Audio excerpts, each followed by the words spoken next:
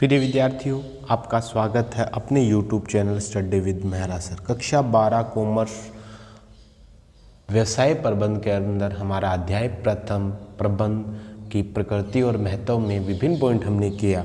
उसी कड़ी में आज हम अध्ययन करते हैं समन्वय।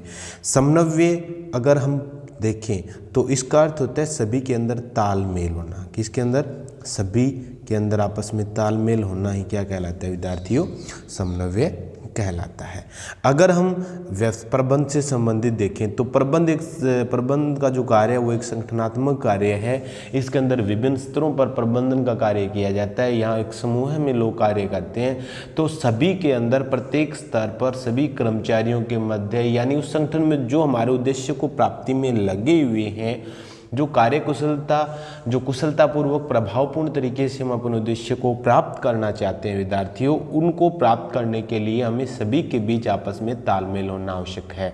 इसलिए कहा गया है कि प्रबंध तभी सफल हो पाएगा जब पूरे संगठन के अंदर सभी के आपस में तालमेल हो, एक व्यवस्थित तरीके से सभी के अपने आदेशों का आदान प्रदान किया जाता हो, तब एक अच्छा प्रबंध है वो सफल होता है, या जो हमारे प्रभावपूर्ण तरीके से हम अपने उद्देश्यों को प्राप्त कर सकते हैं विद्यार्थियों।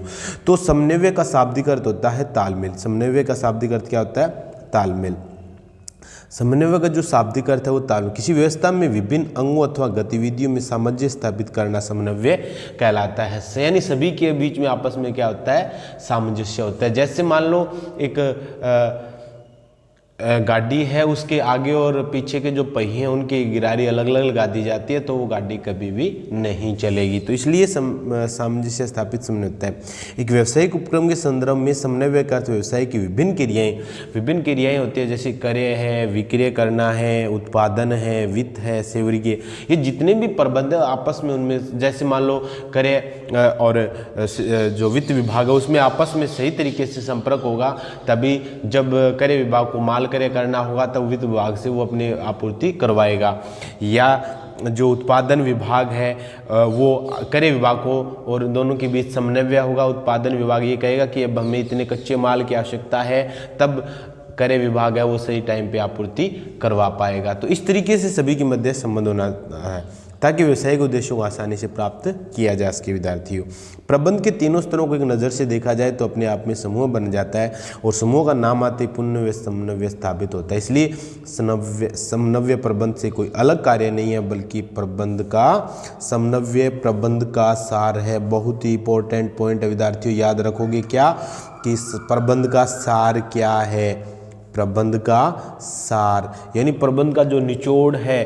अगर आप सभी के मध्य, सभी कर्मचारियों, सभी विभागों, प्रबंध के प्रत्येक स्तर के ऊपर अगर हमारे संगठन के अंदर समन्वय स्थापित है, सभी में अच्छा तालमेल है, सही तरीके से कार्य हो रहा है, इसका अर्थ हम प्रबंध का कार्य बहुत ही कुशलतापूर्वक कर रहे हैं। इसलिए कहा गया है कि प्रबंध है, जो समन्वय है वो प्रबंध का सार है। तो इस तरीके से ये विद्यार्थियों याद रखोगे, इंपॉर्टेंट क्वेश्चन है।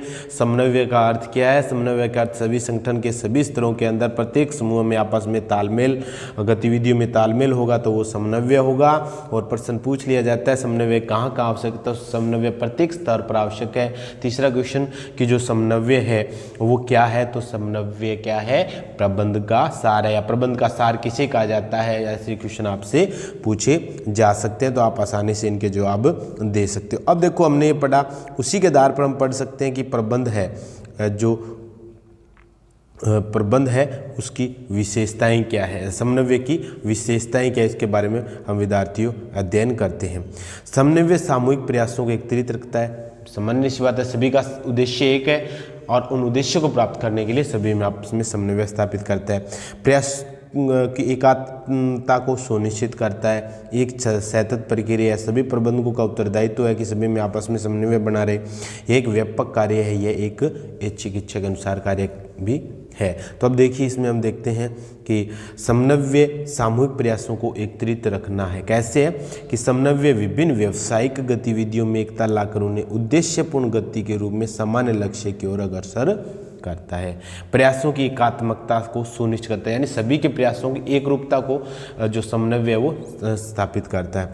यानी समन्वय व्यक्तियों के प्रयासों में एकता लाता था, विभिन्न विभागों को जोड़ने की शक्ति का कार्य भी करता है। समन्वय एक निरंतर चल, यानी प्रबंध के नीचे के नीचे स्तर से या प्रारंभ से लेकर जब तक आपका संगठनात्मक का उद्देश्य पूरा नहीं होता है, सब जब तक आपका संगठन चलता रहेगा तब तक आपस में समन्वय जारी रहेगा। इसलिए समन्वय सतत प्रक्रिया है।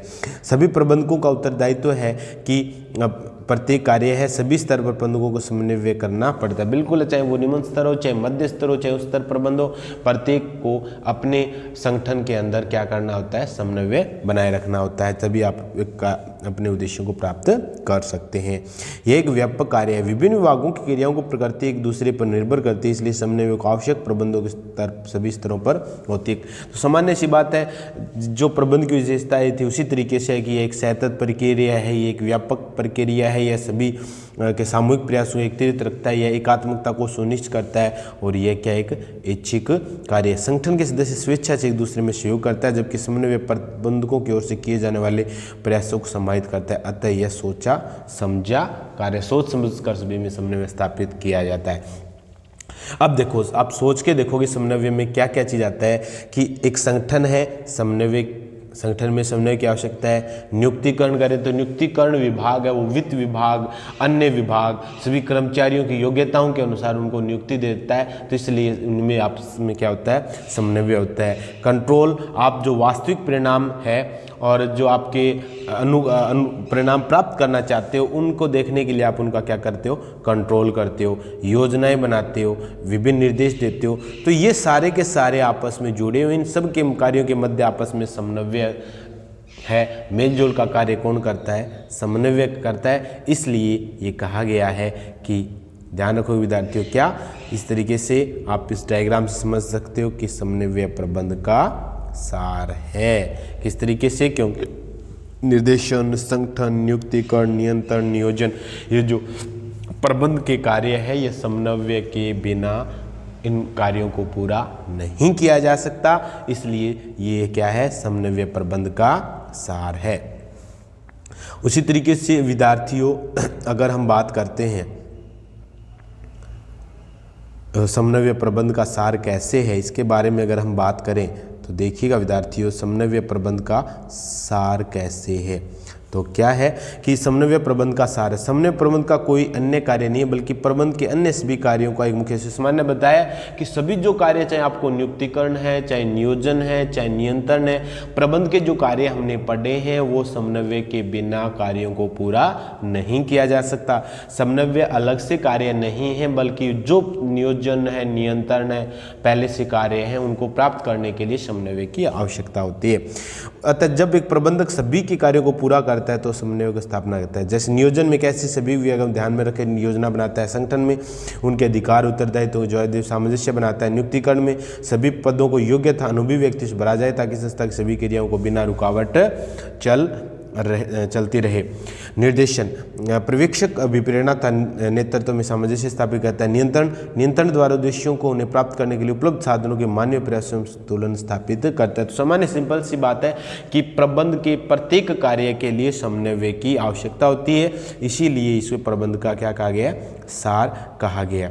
अब हम बात करते हैं समन्वय की हमें आवश्यकता क्यों है, इसकी समन्वय की हमें आवश्यकता क्यों है। तो बिल्कुल सिंपल सी है, बिना समन्वय के आप अपने कार्य को पूरा नहीं कर पाओगे। अगर आप कार्यों को पूरा नहीं कर पा रहे हैं तो इसका अर्थ आप उद्देश्यों को भी प्राप्त नहीं कर पाओगे। तो संगठन समन्वय की आवश्यकता कैसे है, देखिएगा।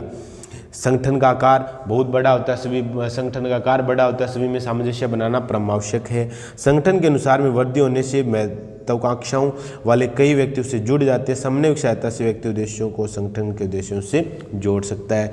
कार्य विभेदीकरण, यानी कार्य करने का सबका तरीका अलग अलग होता है, उसमें मतभेद आ जाते हैं जिससे प्रबंध है उनके लक्ष्यों को प्राप्त करना मुश्किल हो जाता है। इसलिए उनमें जो कार्य विभेदीकरण है उनमें आपस में सामंजस्य स्थापित करते हैं। संस्था में विभिन्न विभाग अपने अपने हितों के साधनों को अधिक महत्व दे सकते हैं जिससे मतभेद उत्पन्न हो जाते हैं। ऐसे में समन्वय द्वारा संस्था के हितों को प्राप्त किया जा सकता है। विशिष्टीकरण श्रेष्ठता की भावना को जन्म देता है, इसलिए यह संभव है कि केवल अपने विभाग की क्रियाओं पर हो है हो अधिक बल दिया जाए। समन्वय पूर्ण रूपेण कार्य के लिए सभी विशिष्ट क्रियाओं को समन्वय प्रयास में बांधता है। बिल्कुल देखिए कि समन्वय की आवश्यकता प्रबंध के सभी स्तरों पर होती है। कैसे होती है? उस स्तर पर संगठन के उद्देश्यों को प्राप्त करने के लिए मध्य स्तर विभिन्न विभागों में समन्वय स्थापित करने के लिए, और निम्न स्तर की बात करें तो कार्य तथा योजनाओं में समन्वय स्थापित करने के लिए किसकी आवश्यकता होती है? हमें समन्वय की आवश्यकता होती है। तो विद्यार्थियों अब देखिए छोटे क्वेश्चन आप समझोगे किस तरीके से समन्वय कि उस क्रिया का नाम बताइए जो व्यापार में सामंजस्य स्थापित करती है। बिल्कुल सिंपल सा विद्यार्थियों, समन्वय के द्वारा सभी में सामंजस्य स्थापित किया जाता है। समन्वय की आवश्यकता प्रबंध के किस स्तर पर होती है? समन्वय की आवश्यकता प्रबंध के तीनों स्तरों पर होती है। अभी हमने किया कि उच्च स्तर पर संगठन के उद्देश्यों की प्राप्ति के लिए, मध्य स्तर पर विभिन्न विभागों में सामंजस्य स्थापित करने के लिए, और निम्न स्तर पर कार्य योजनाओं में समन्वय के लिए। इसलिए इस तरीके से प्रबंध का सार कौन सा होता है? समन्वय प्रबंध का सार है। क्या समन्वय प्रबंध का प्रमुख कार्य होकर ना होकर एक गौण कार्य है, या ये कहें कि सभी अन्य कार्यों को, उद्देश्यों को पूरा करने के लिए हमें समन्वय की आवश्यकता पड़ती है। आगे की वीडियो में इसी चैप्टर के महत्वपूर्ण प्रश्नों के साथ फिर मिलेंगे नेक्स्ट वीडियो में। Thank you.